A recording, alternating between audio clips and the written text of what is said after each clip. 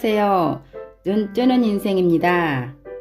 오늘의 책은 모든 관계는 나에게 달려있다. 저자는 황시투안. 이 책을 소개하는 글을 읽어드립니다.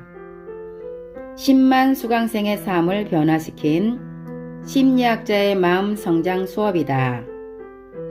하나의 대응 패턴이 자리 잡으면 그 사람은 어디서나 같은 패턴으로 문제 상황에 대응한다. 나를 힘들게 하는 것은 익숙한 삶의 패턴이다. 감정 패턴, 사고 패턴, 관계 패턴을 돌아보고 나답게 행복한 인생으로 나아가는 법을 배워야 한다. 우리는 왜 반복해서 공경에 빠지고 마는 걸까? 그건 바로 우리 인생의 패턴과 관련이 있다. 인생 패턴이란 소위 말하는 성격 또는 습관으로 그 배경에는 한 사람의 신념이 깔려 있다. 신념은 사람의 행동을 결정하고 행동은 결과로 이어진다. 당신이 오늘 마주하는 어려움은 과거의 행동이 가져온 결과이며 당신이 가진 신념에 의해 결정된 것이다. 인간 내면의 고통, 혼란, 실망, 그리고 피로 등은 모두 신념과 관련이 있다. 저자는 사람의 운명을 결정짓는 신념을 인생 소프트웨어라고 부른다. 만약 이 소프트웨어가 바뀌지 않는다면 삶은 계속해서 과거의 패턴을 그대로 반복하고 만다고 단언한다. 오늘은 미루는 습관 때문에 인생을 망치지 마라를 발췌하여 읽어드립니다. 변화를 갈망하면서도 나는 할 수 없어라고 말한다. 한 부부가 실직 후 온종일 집안에 틀어박혀 게임만 하는 아들 문제로 상담을 요청했다. 이 부부는 둘 다 수입이 넉넉하지 않아 자녀의 대학 학비도 빠듯하게 될 수 있었다. 아들이 대학을 졸업하면 부모의 짐을 떠맡아 가족의 생계를 도와줄 것이라고 믿었다. 하지만 아들은 부모의 고통을 나누어지지 않았다. 부부는 이런 아들의 모습에 속상해했다. 현재의 상태를 완전히 바꿔 바람직한 삶을 살고자 하는 사람, 즉 현실 도파를 꿈꾸는 사람은 그다지 많지 않다. 부부는 설령 자신은 못하더라도 자녀가 그 꿈을 대신 이루어주기를 바랬다. 그러나 많은 사람이 그저 아름다운 꿈을 품고만 있을 뿐 지나온 날들을 무한히 반복하는 삶을 살고 있다. 왜 어떤 사람은 중요한 일을 해야 한다는 것을 뻔히 알면서도 하지 못하는 것일까? 반면 왜 어떤 일은 하지 말아야 한다는 것을 알면서도 지치지 않고 거기에 중독까지 되는 것일까? 운동을 해야 한다는 것을 알면서도 방 안에 틀어박혀 인스턴트 음식으로 저녁을 때우고 일찍 자고 일찍 일어나야 한다는 것을 알면서도 밤늦게까지 스마트폰을 만지작거리며 피곤한 몸으로 출근을 한다. 자신을 바꾸고 적극적으로 나아져야 한다는 것을 알면서도 매일 과거의 생활을 반복하며 그저 마음 가는 대로 인생을 마구잡이로 산다. 왜 그런 것일까? 우리는 바꿔야 한다, 달라져야 한다고 스스로 타이르면서도 그냥 넘어갈 때가 있다. 이것이 바로 미루기다. 미루는 증상을 어떻게 치료할 것인가에 대하여 이미 너무 많은 사람이 처방을 내려놓았다. 사람들은 미루는 증상을 없애기를 갈망하지만 대부분은 변화를 갈망하는 차원에 그치고 실행에 옮겨야 할 때면 나는 할 수 없다는 한마디로 모든 처방을 무력화한다.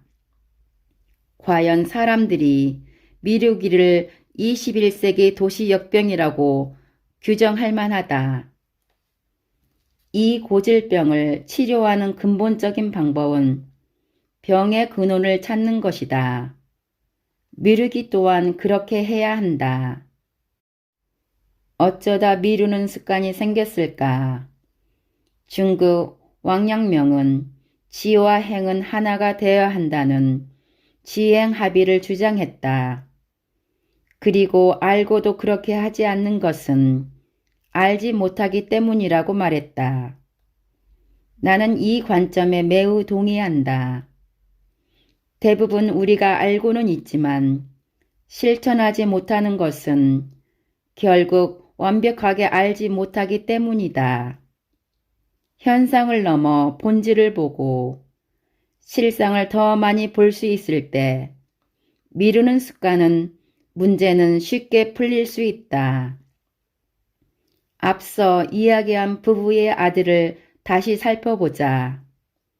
그는 왜 집에 틀어박혀서 일을 찾지 않을까? 도대체 무엇이 그의 인생을 붙잡고 있는 것일까? 미국의 저명한 심리학자 버지니아 사티아는 만약 문제가 있는 아이가 있다면 이는 문제를 아이에게 찾을 게 아니라 부모에게서 찾아야 한다라고 했다. 그래서 나는 수강생 부부의 아들 문제가 결국 부모의 문제일 것이라고 짐작했다. 역시 부모와 소통하면서 나는 아들에 대해 더 많은 것을 알게 되었다. 알고 보니 외아들인 아들은 부모의 보살핌을 받으며 순종적으로 성장했다. 대학을 졸업한 후 아들은 다른 도시에 가서 2년간 일했다. 하지만 부모님은 마음을 놓지 못하고 아들이 돌아오기를 바라며 고향에서 결혼할 여자까지 찾아 놓았다. 아들은 부모의 뜻에 따라 고향으로 돌아왔지만 아들의 상태는 결국 무기력한 실직자의 모습이 되었다. 이미 짐작했겠지만 부모는 아들이 어른이 될 때까지 가야 할 길을 닦아주었다. 한마디로 이들은 헬리콥터 부모였던 것이다. 그의 인생 전반을 부모가 좌우지하는 과정에서 그는 완전히 자신을 잃어버렸다. 자신의 가치는 매우 낮다고 생각하고 보호받는 데 익숙하다 보니 미지의 세계가 주는 두려움 앞에 용기 있게 나설 수가 없었던 것이다. 어떤 일을 당분간 안 하는 것도 미루는 거라고 생각한 사람이 많다. 그러나 늦추는 것과 미루는 것은 다르다. 늦추는 것은 더 중요한 일이 있기 때문에 어떤 일을 잠시 미루고 급한 일을 마친 뒤 하는 것이다. 일의 완급과 경중을 구분하는 것은 정상적인 행동이다. 그러나 미루는 것은 이와 달리 중요한 일을 당장 하지 않고 대수롭지 않게 여긴다. 심지어 중요하지 않거나 지루한 일에 시간을 쏟기도 한다. 미뤄진 일은 한번 포기하면 평생 다시 손에 넣지 못할지도 모른다. 사람들 대부분은 원래 더 잘 살 수 있었지만 안타깝게도 아름다운 인생은 매번 이렇게 미룬 증상에 의해 엉망이 되어버린다. 미루기의 근본 원인은 낮은 자기 가치이다. 사람에겐 선천적으로 갖고 태어난 두 가지 감정이 있다. 바로 사랑과 두려움이다.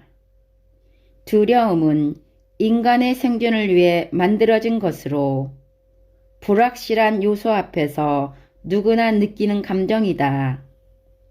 이때 안전하게 자신의 생존을 확보하기 위해 사람들은 각종 장벽을 설치한다.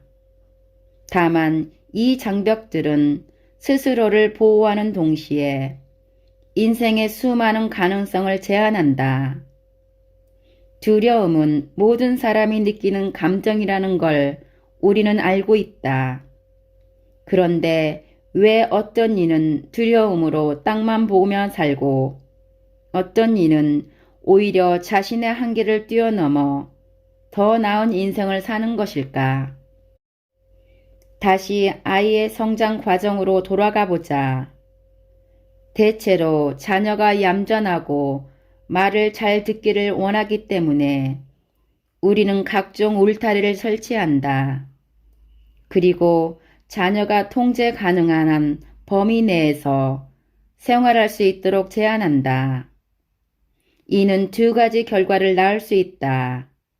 하나는 앞에서 말한 미루는 아이처럼 정말 얌전하게 말을 잘 들어 울타리 내 공간에서만 사는데 익숙해지는 것이다. 다른 하나는 부모의 규제에 대한 반항심으로 부모나 권위에 도전적으로 성장할 가능성이다. 어느 쪽이든 아이가 크면 미루는 습관이 들 수 있다. 전자는 새로운 가능성을 직면하는 것이 두려워서 미루고 후자는 반항하기 위해 미루는 것이다. 이에 두 유형의 아이 모두 부모의 교육 방식으로 인한 자아 박탈감으로 어릴 때부터 자아 가치가 매우 낮다는 공통점이 있다. 자기 가치란 자신에 대한 주관적인 판단이다. 자기 가치가 높은 사람은 자신이 더 나은 삶을 살 가치가 있다고 생각하기 때문에 한편으론 두려워하면서도 자신을 뛰어넘어 부모가 만들어준 편안한 공간에서 벗어나 더 나은 삶을 살고자 노력한다. 그러나 자기 가치가 낮은 사람은 더 나은 인생을 살 자격이 없다는 평가절하로 현재의 안전하고 편안한 상태에 머무르려고 한다. 겉으로 보기엔 원동력이 없어서 이런저런 핑계를 대며 끌려다니는 것처럼 보인다. 그러나 사실 내면의 두려움 혹은 한 단계 더 나아가 자기 가치가 이 모든 것을 결정짓는 것이다. 이것이 바로 미루기의 실상이다. 결론적으로 미루는 것의 근본 원인은 자기 가치이다. 나는 그 부부에게 아드님의 문제는 아마 부모님과 관련이 있을 것 같습니다. 자녀를 자기 가치가 낮은 말 잘 듣는 아이로만 키웠기 때문일 수 있습니다. 하지만 부모가 계속 비판하고 질책한다면 아이의 자존감만 더 떨어지고 상황은 더 나빠질 것입니다. 라고 조언했다. 이럴 때 자녀에게 필요한 것은 조언이나 비난이 아닌 인정과 지지이다. 밖은 바람이 세고 파도가 심하지만 풍랑을 경험한 아이만이 진정으로 잘 자랄 수 있다. 집안은 따뜻하고 안전하지만 온실에선 연약한 꽃만 피울 수밖에 없다. 아이를 나약하게 하고 두려움에 대처하지 못하게 만드는 것이다. 역경보다 더 실속 있는 교육은 없다. 가정은 아이에게 평생의 보호막이 될 수 없다. 아이를 믿고 강인함을 가르치고 과감히 모험할 수 있도록 이끌며 역경 속에서도 자신의 능력을 향상하게 하라. 그래야 아이가 커서 자신의 불확실한 인생에 대해 더 안전하고 여유롭게 대처할 수 있다. 반면 어릴 때부터 아이의 안전을 위한답시고 사사건건 제안하면 마치 아이의 날개를 자르는 것과 같다. 한 사람의 날개는 자기 가치의 본질이다. 그렇다고 자신에게 미루는 습관이 있다고 부모를 원망하라는 말은 아니다. 자기 가치가 낮은 데는 자신의 책임도 있다. 배움을 통해 새로운 자아를 창조할 수 있고 자기 가치를 높임으로써 인생을 새롭게 시작할 수 있다. 변화를 시작하기 전에 두려움을 직시하라. 그렇다면 우리는 새로운 자아를 어떻게 창조할 것인가? 완영명은 지행합일이라고 했다. 진정으로 알게 되면 자연히 행하게 될 것이다. 미루기라는 행동을 통해 현재 상태를 그대로 유지하려고 하고 더 나은 삶을 살 가치가 없다고 생각하고 있다면 현재 자신의 가치가 낮은 상태임을 깨닫게 될 것이다.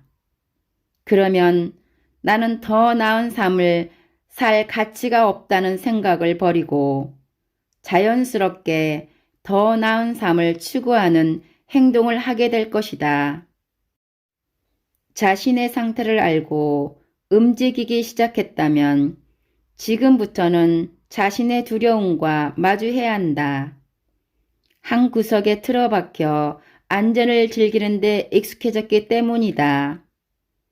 자신이 더 나은 삶을 누릴 가치가 있다고 생각한다면 두려움을 극복하는 것은 더 이상 어려운 일이 아니다.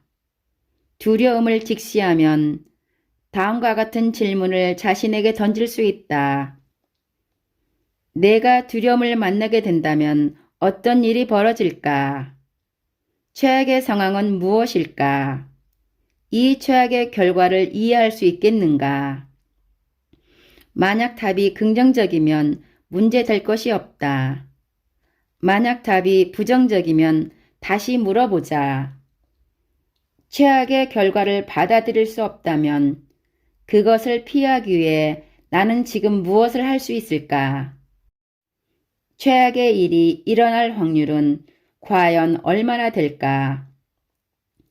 이렇게 자문하다 보면 나쁜 일이 일어날 확률이 1% 미만이라는 것을 알게 된다. 즉, 자신 안에 있는 시한폭탄이 터질 가능성은 거의 없다는 것이다. 그렇게 회심의 미소를 지으며 홀가분해질 수 있다. 두려움을 넘어서는 것은 매우 중요하다. 두려움을 뛰어넘을 수 있기에 미루는 것을 돌파할 수 있다. 그리고 미루기를 넘어서면 인생의 한 단계가 업그레이드 되고 자신의 세계는 더욱 커진다. 물론 인생의 가능성도 더 넓어질 것이다. 이를 해내려면 무엇보다 자신이 더 나은 삶을 누릴 가치가 있는 사람이라는 것을 반드시 알아야 한다.